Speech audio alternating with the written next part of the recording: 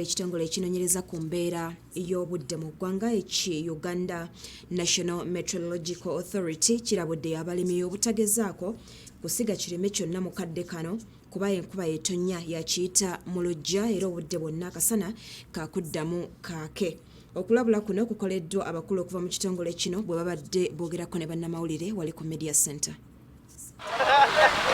Wadde ng'omwezi gwa January gwali gumanyikiddwa ng'ogubeeramu akasana pereketya, tugenze okugukomekereza nga waliwo enkyukakyuka mu mbeera y'obudde olw'enkuba ebadde etonnya naddala ku makya n'akawungeezi. Embeera eno ebadde ereetedde abalimi abamu okutandika okulowooza ku ky'okusambula ebikande, okutandika okusiga emmere obaolyawo okufuna ekigulira amagala eddiba, ssaako ekidde eri omumwa. Wabula ekitongole ekirondoola embeera y'obudde mu ggwanga ekya Uganda National Meteorological Authority kivuddeyo ne kirabula abalimi obutagezaako kusiga nsigo yonna kubanga enkuba etonnya yakiyita mu luggya. Abalimi naddala abalimi tetubategeeza baleme kuba nti tibalima oba basiga.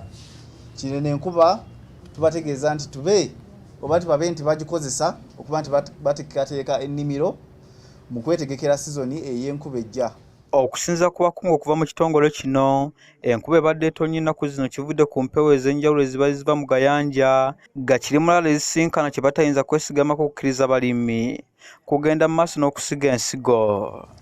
Evudde ku mbuyaga okuba nti bwe zibadde nga zizze mu bitundu eby'enjawulo kuva mu gasemayanja ag'enjawulo ag'otwalidde Ssemazinga Africa, zizze ne zikwataganira wano ku ggwanga lyaffe erya Uganda. Nga kino kivudde kuba nti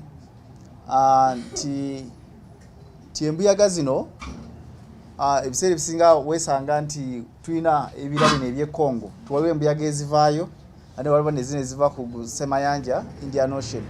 Kakanda asabye abalimi okugumiikiriza okutuuka mu mwezi ogwokuna n'abasaba okukozesa akaseera kano okuteeka ebirime byabwe bye banaasimba ng'akaseera ak'okusimba katuuse.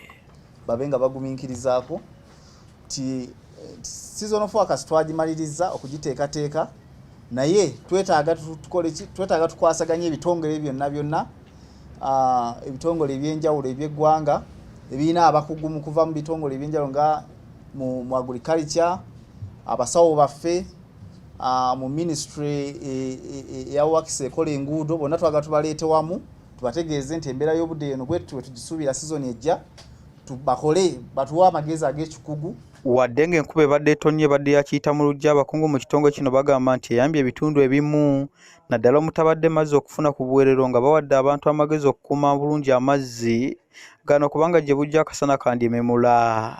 Nti ebitundu ebisinga bidde bitandise okukala, bali bitandise okufunamu ekyeya okuva mu mwezi ogwa Desemba mpaka mu mwezi guno ogwa January wano wegubadde nga guggwako.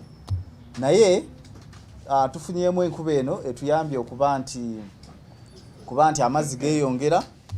Okusinziira ku bakugu mu mbeera y'obudde mu kitongole kino, enkuba etonnya yakweyongerayo okumala ssabbiiti nnamba, wabula abalabudde abalimi obuteeyibaala ne batandika okusiga ensigo mu kaseera kano. Joseph Muyingo, Delta TV, Amasukulumu.